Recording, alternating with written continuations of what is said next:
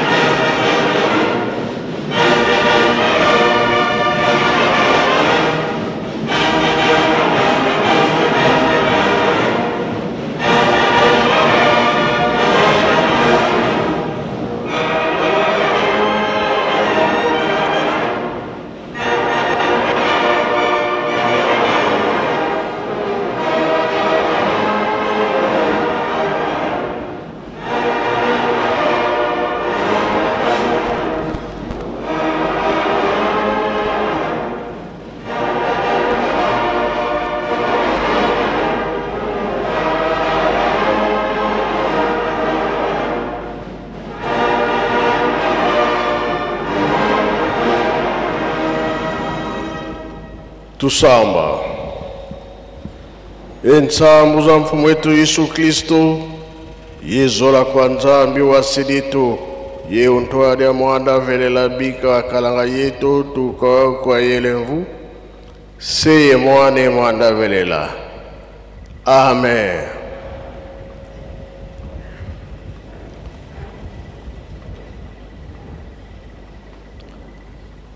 Na kumbwa tata mwana pe tata mulimo santo tolandaki matei na biso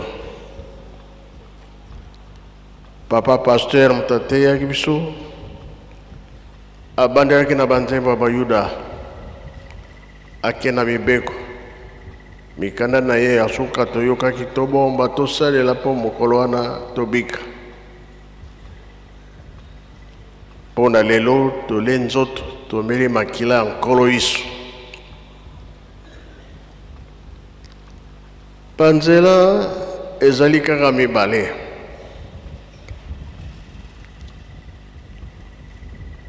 nzela ya liboso ya tata nzambe ya mibale pe ya satana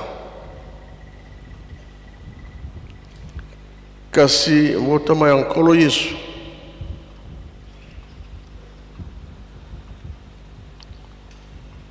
mokolo babatisaka ye likolo efongwamaki pigeon ebimaki eyokwela motu ya nkolo Yesu mwana na ngai ya bolingo nalingaka mingi boyamba ye lelo so boyebi nzela ya tata nzambe ya nkolo Yesu tata Molimo Santo oke likolo kosi oyo ya mabe oke na lifelo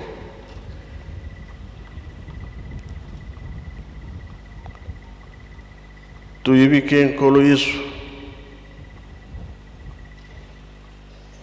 asokolaka bayekoli makolo Papa Sylvains, Papa Elebe, Papa Kabemba, boyana na to na ntina nini ye nkolo Yesu asokolaki makolo pe baliaki ensemble sika alobaki ke bino tozana bino ensemble bino bayekoli moko azali awa kenda kofunda ngai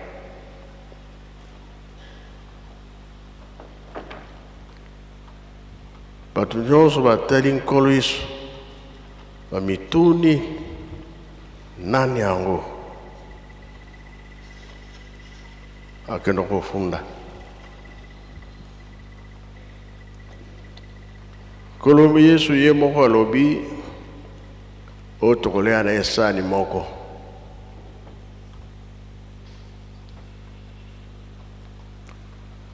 ntango nkolo yatie loboko na sani Judas mpe atie lisusu atelemi elakisiki ye kasi lelo tokotala nzela ya Satana na nzela ya Nzambe yanga na toni tina nini asokoliki bango makolo Papa Kabemba nayebi te na chapitre soki ezali banda merci. Merci Nkolo Molimo Santo mokonza lingoba mokonza bule na kopesa biso maloba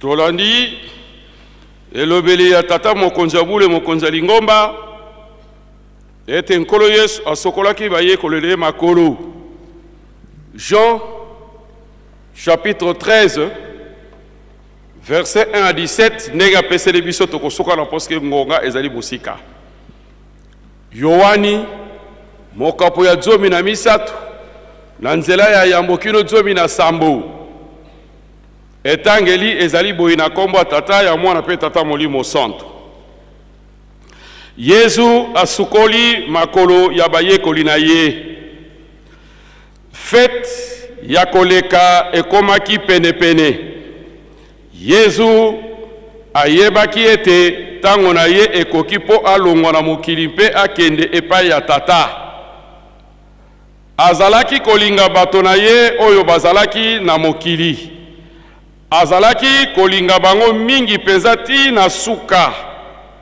alakisi bolingo yango tango bazalaki kolia Zabolo asilaki akotelaki Judas mwana ya Simon Iskariot apesi ye likanisi ya koteka Yesu nzoka nde Yesu ayebaki ete tata asi atie makambo nyonso na maboko na ye ayebaki ete awutaki na Nzambe mpe akozonga epai ya Nzambe tango bazalaki kaka na mesa atelemi alongoli elamba na ye ya likolo akamataki elamba moko mpe akangi yango na loketo na sima atie mai na sani abandi kosokola bayekoli na ye makolo mpe apangusi bango mai na elamba oyo akangaki na loketo tango akomi na Simon Pierre ye atuni mokonzi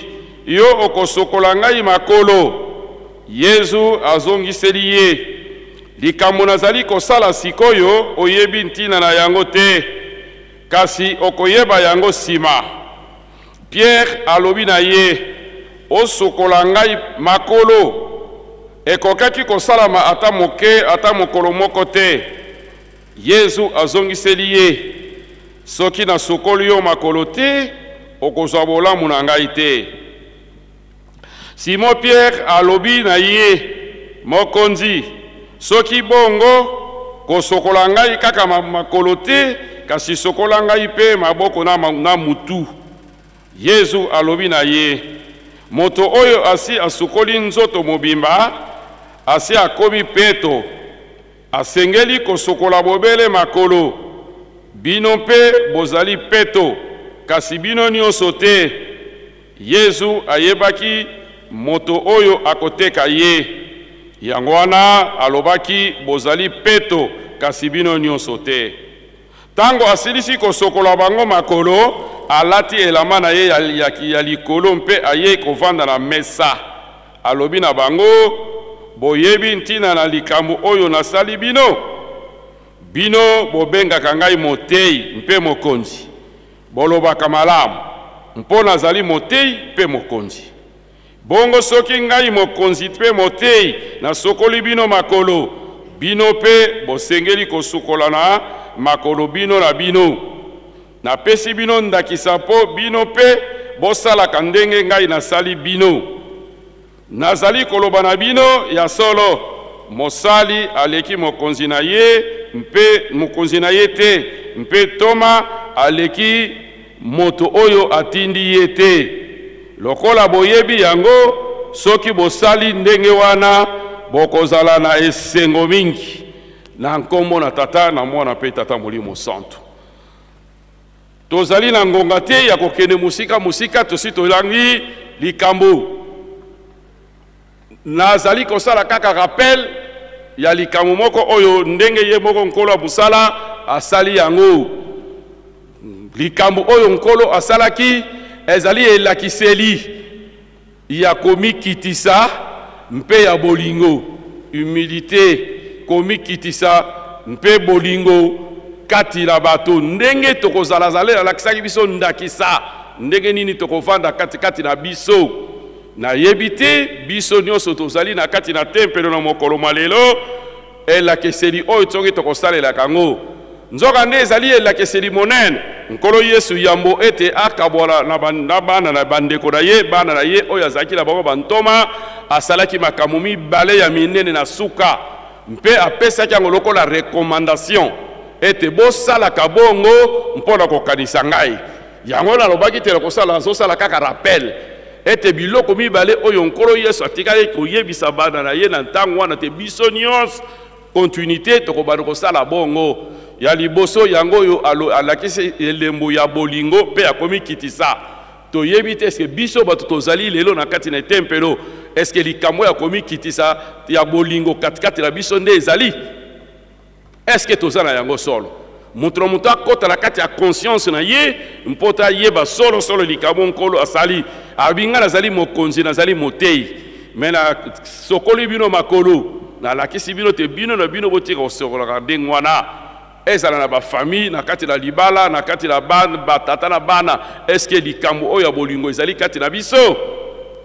1 Corinthiens chapitre 13 verset 13. Balobi kondima elikia mpe bolingo na kati ya biloko na misato bolingo nde eleki. Soki tokozalaka na bolingo kati na biso na kolikia na ntango tokokende elakiseli ya mibale oyo yasalaki elambo. Ote alobaki te bolia lipa oyo lokola nzoto na nga, bomela vinyu oyo lokola makila na ngai. Ntango tokomaka na periode wana mutu nyonso amibongisaka. Nzoka nde soki tokomibongisaka anamo mokolo na mokolo na ndenge ya likambo oyo ete tozala na likambo na mutu te, ete tozala na bolingo kati na biso. Ndenge apôtre Paul alobaki en Hébreu chapitre 12 na verset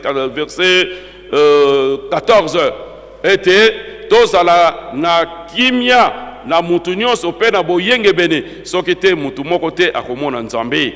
Na ntango tokomaka na ntango elambo tomibongisaka butu moi mutu nyonso azali kobanga mpo ete akoka komibongisa akokolia ape amela elambo.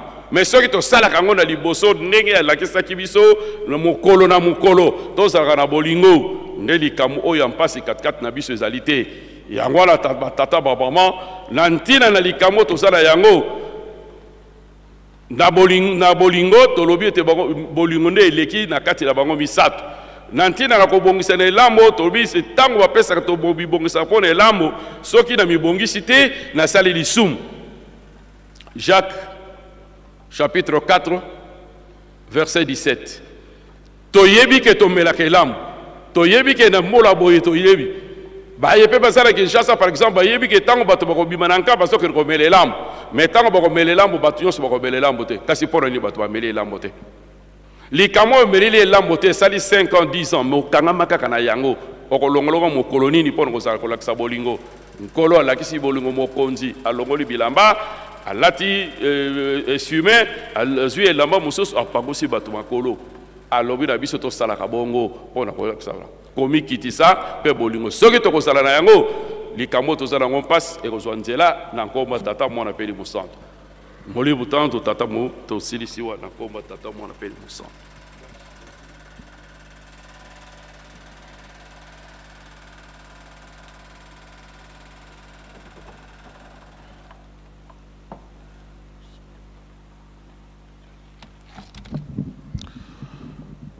Comment on a tata mwana tata molio mon centre.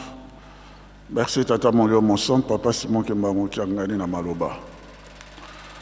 Motona na yo ya solo. Moto yo akokaka komikitisa te.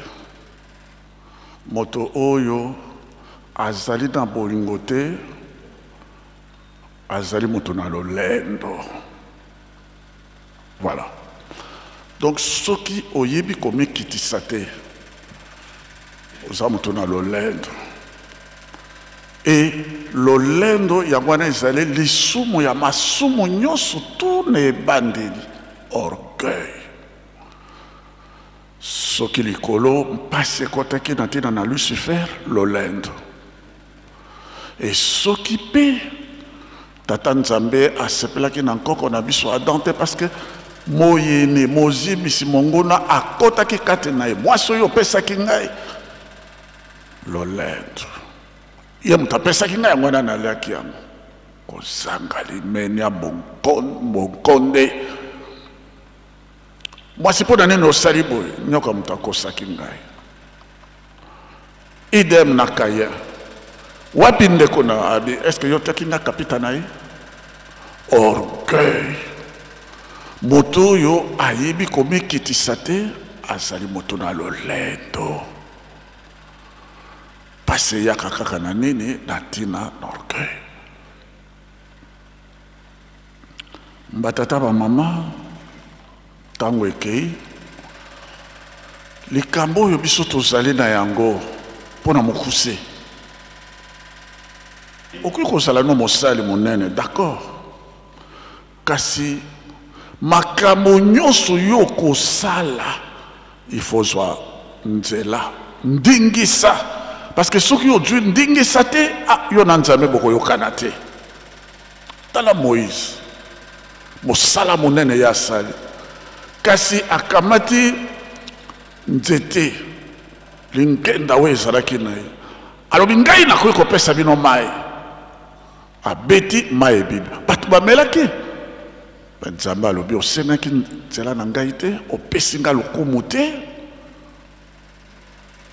etumbu eyaki lolendo ememaka etumbu moko ya mpasi orgueil. Batata ba mama mokonzi akosalaka kaka moko ndenge nkolo Yesu alobi oyo biso totangi biso nyonso to tozali basali toyeba komikitisa yango na tata molio mosantu alobelaki biso polele bino nyonso to bozala nsima na ngai moto azala liboso na ngai te soki biso nyonso to tozali derrière na nsima na ye alobaki yango polele bozala bino nyonso nsima na ngai moto azala liboso na ngai te mais soki moto aleki liboso na ye akozala moto akotosa lisusu te ntango wana ekomi na yo lolendo. batata ba mama moto na lolendo azalaka moto ya lokoso moto ya bisala ya bonzoto pona nini Juda atekaki nkolo Yesu azalaki na lokoso azalaki na mposa ya makamo ya nzoto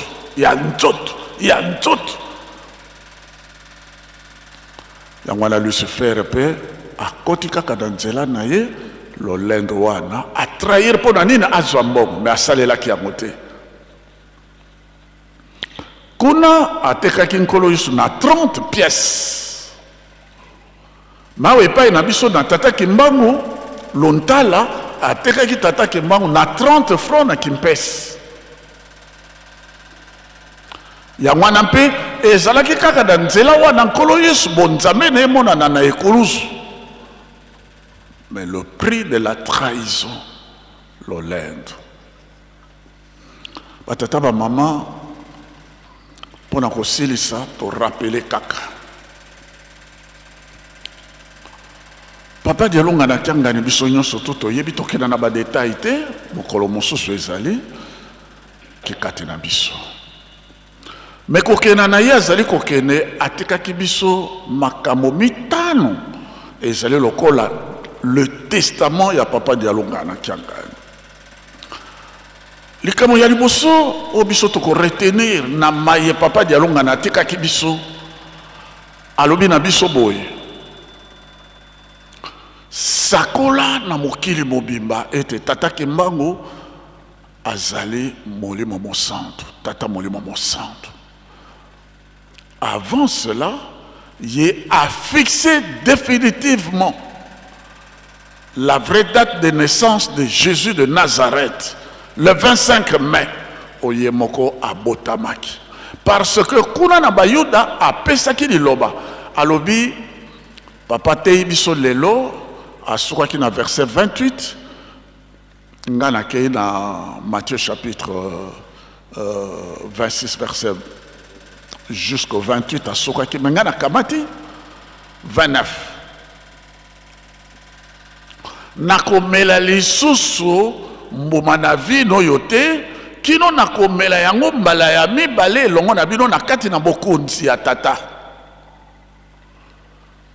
yempe alobaki bokonzi na likolo ekolongola makati na bino bayuda ekopesa mela libota mosusu yango nde ya ye na yango epai na biso tata dialonga na atiki biso ete Noël ezali le 25 mai et puis de deux bosakola na mokili mobimba ete tata kimbangu azali molimo mosantu. Deux, alobi na biso a précisé alobi oyo ezalaki à gauche ekei na droite, oyo ezalaki na droite ekei na gauche, c'est-à-dire des bouleversements ekozala makasi na kati na mokili. Mais etumba wana tata molimo mosantu akoya kobunda yango mpona nini kolongola makambo nyonso tu ya mabe ya satana e bokonzi na nzambe evana na kati na mokili etuma ya suka papa diange na lobaki à partir de l'an 2000 bouleversement ekozala na kati na mokili mobimba yango na papa dialonga na lobi oyo ezalaki na gauche ekei na droite oyo ezalaki na droite ekei na gauche mpe boteya ke papa kimbangu azali molimo mosantu papa kimbangu azalaka e papa kimbangu azali kati na biso oyo azali kati na biso azali oyo azalaka pe azali mpe akozala na ntango wana etuma wana Lucifer abani kaka makambo na ya nini lolendo pasi nyonso ezali koya mpo na nini ye ngai te biso tozali kaka ndenge moko.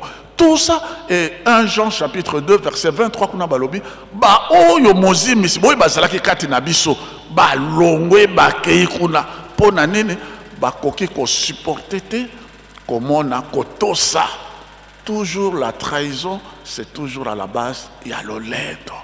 Batata ba maman papa dialonga na mpe 3e ayeko loba boy elanga batikelaka yango bangulu te soko tiki elanga na bangulu bakobebisa elanga yo zali motamoli so zali mondimo à quelque niveau que ce soit. Est-ce que elanga ezali na bangulu bien ezali na kati na bosembo elanga batikelaka ngo bangulu te pona nini ngulu atosaka te otinda kuno malamu aye ati yango potopoto abebisi et ce qu'on appelle sur responsabilité, il faut veiller à ce que bazimi surtout makamamabe et kota nesika wanate. C'est ça la responsabilité. Alobi et la ngabati ke la kaya ngolote. Et ayeko soki ça cinquièmement papa dialonga na lobi nini. Natikele bino yelu selemena sika botonga yango. Ce qui botonga yango te passe na bino ko selate. Yango yelu seleme yango. Yango kolo isalobaki depuis le 5 avril 1921 oyo zalaki Yerusalem to moto atongaka Yerusalem na mpiko po ayebete akozwa lipamboli mais soki bapesi yo mosala ozali kosala yango te parce que ozali na baprofito na makambo na toujours l'olendo toyeba komikitisa toyeba kotosa mpo ete oyo biso tozali kozela epai na tata Nzambe toyeba kozwa yango soko biso tozwi yango wana nde tomoni mboka ya sika mikitisa longola lolendo zala na bolingo mpo ete ozala traité ndenge ezalaki Judas tosilisi na nkomba tata mwana tata molio mosantu.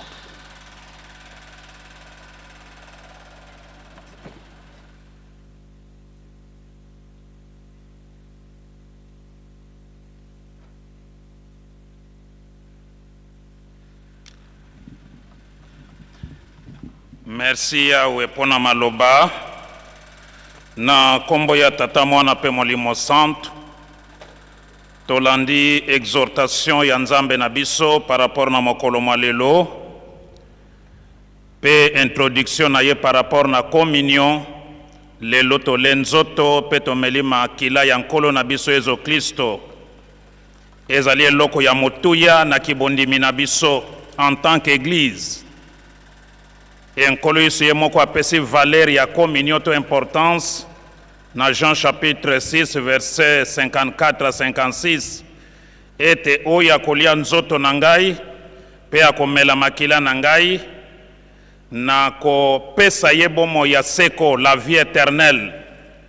Donc parmi ba moyens ya sanctification communion ezali na kati pe ngana ye tokokoma moto moko wana ba définition to sens ya communion kolo Yesu ye moko azopesa na biso pe azali kopesa biso bolimbisi. Donc na nzela ya communion tozwaka pe bolimbisi yango papa continue pona koyebisa biso geste monene oye nkolo Yesu asalaki tango amonaki ete azali kokene na suka ya mission na ye ye wana nkolo Yesu mwana na Nzambe deuxième personne en Dieu po Nzambe aza moko na ba personne misato tata mwana pe molimo santo e moko na moko azali na mission na ye pe période na ye époque na ye tata sa salaki mosala na ye banda na création na kosala mokili na mutu nde komaki période ya mwana na Nzambe nkolo Yesu toutefois bango nyonso baza kosala kati na ye nde awa lobi na biso tango amoni ete mission na Yesu kende na suka avant fête ya Pâques juive ezanga es na suka po ba Pâques eza mibale oyo nkolo Yesu azolobela ezali Pâques juive c'est-à-dire ko bima ya bani Israel na bowumbo na Egypte e na date wana to na ekeke wana na mwa wana yango ezali fête ya monene po na bango Pâques.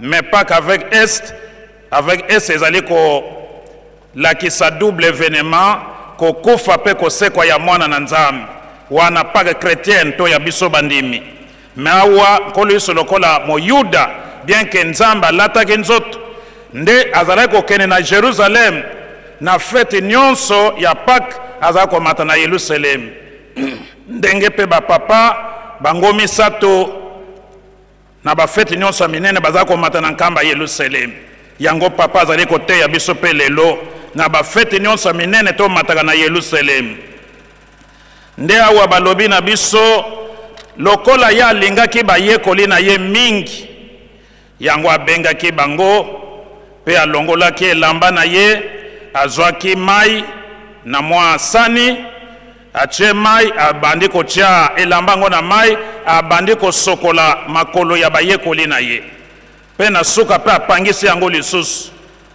Donc ezali geste monene ndenge ba papa pasteur ba wuti koloba ezali un geste ya komikitisa, deux ezali geste ya bolingo donc alakisi bolingo epa ya bayekoli na ye ke bino pe bosala lokola ngai. Trois ezali pe geste kosokola makolo to makolo na mai wana ezali na bayuda ezali pe signe ya purification azali kopetola bango. Tango nkolo Yesu alinga sala yango petelo alobi kosala pa na ngai te, yo zali mokonzi monene likolo na ngai yo te moto kosokola nga makolo. Alobi te tika na sala bongo. Pierre a insisté na kosepela te yo mokonzi nzambe na ngai osala ngai yango. Ya alobi yo zoyeba te makambo na lingi kosala me atandele na sima koyeba yango po ete moto oyo na sali geste oyo te akomi petola te akozwa pe eloko ya motuya to bomengo na ngai te donc aza na ngai elongo te. Tango ayoki bongo nde andimaki ete nkolo Yesu akosokola pe makolo na ye. Me kuna na se alobi ya solo tango asilisi geste nyonso wana zongi na mesa esika baza kolia lipate ya pokwa nde alobi na bango ete oyo akoteka ngai azali na ngai elongo aza na biso elongo. E jeso na sali lipambolo na zopesa eza po na bato nyonso te boyo baponama po moto akoteka ngai aza na biso elongo. D'ailleurs tokotia loboko moko na sone elongo na ye. Donc pour dire que ba traître bazali kati na biso bato oyo bazali ko trahir nzambe bazo trahir ba papa bazo trahir lingomba baza kaka kati na biso yango ezali leso monene po na biso batata pe ba mama. Leso monene biso nyonso ndenge ba papa passer balobi tozala na komikitisa. L'humilité précède la gloire. Etala nzambe mwana na nzambe na dimension na ya koko sala yango te mais soki asali yango pona makambo yo tolobi d'abord azo petola bango azo bongisa bango pona sima batia ko simba mosala ya mibale ezali pona kolakisa bango ete bino pe bosala lokola ngai ezali signe monene ya bolingo yango batata bazali kote ya biso tozali komona ba sacrifice bazali ko sala parfois tina 1h du matin bazo servir biso bandimi en principe na bokonzi bazali nango na bonzambe bazali na yango il faut bazala na lolendo mais lolendo ezali te komikitisa ya ndenge wana chose spirituelle est représentant légal po chose spirituelle eza ya biso lingomba mais représentant légal eza bokonzi ya l'état toyeba ke ndenge papa za wana azali mokonzi ya l'état et l'état aza na devoir à protéger ye oyo bato secrétaire babenga VIP c'est-à-dire muto amune et chose spirituelle ezali fonction ya biso bandimi mokonzi ya milimo na biso metala komikitisa ya ndenge wana koyamba biso bandimi même tina 0h 1h amitiki na ye tala ba papa conseiller direct ko pesa biso ba mai ko kabola ba misala makambo ebele ti parfois na 0h tala komikitisa ndenge wana.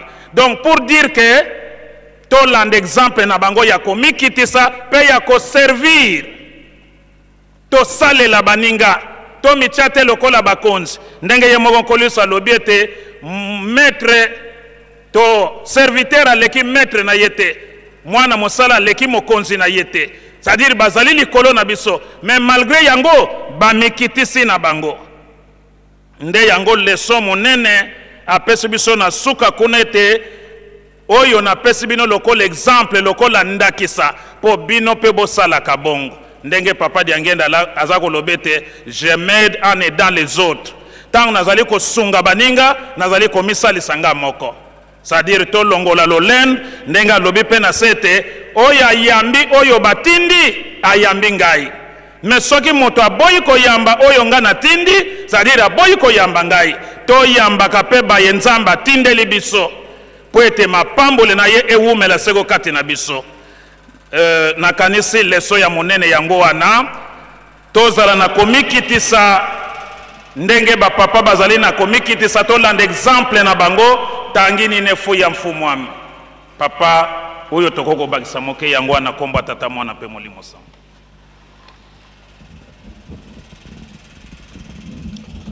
Merci Bambuta Bokenrovanda. Et l'accepte biso bandimi yakala na yasika. Tuibintina likambo oyo tuzokolanda.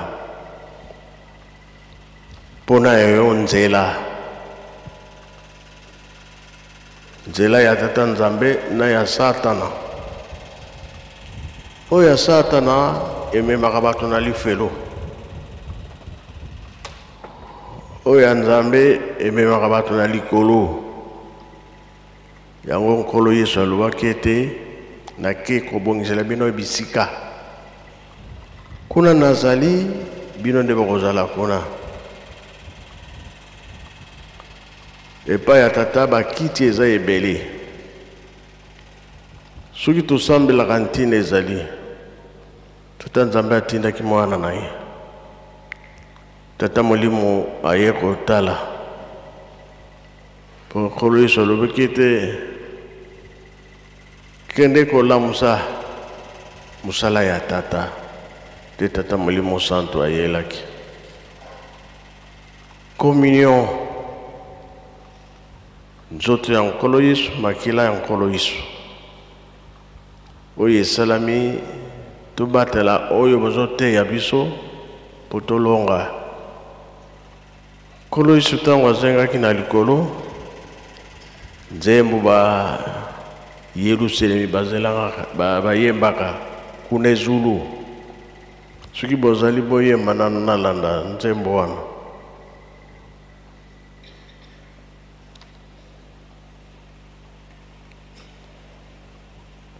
Baza na likolo be baza na se.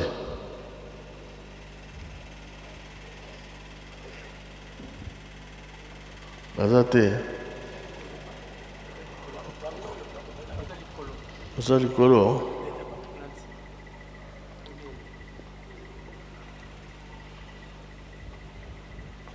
Baregre eza na Kikongo. Feti monene ezalaki na likolo.